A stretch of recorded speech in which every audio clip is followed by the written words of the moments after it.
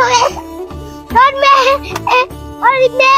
आप लोगों को मेरे जीनत को भी दिखाता हूँ आप लोगों को।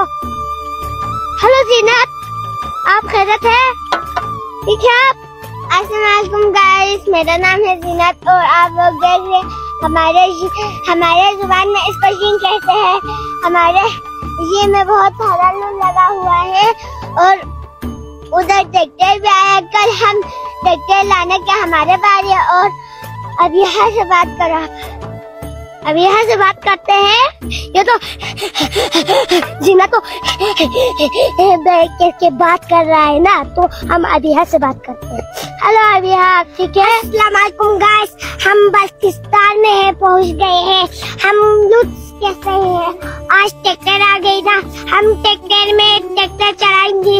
हम ये ट्रैक्टर चलाएंगे दूसरे हम लुत्फ तब नहीं है, हम लुत्फ कैसे नहीं है और तब नहीं है। अल्लाह हाफिज। ये बस्ती थोड़ी बताती है, उर्दू थोड़ी बताती है।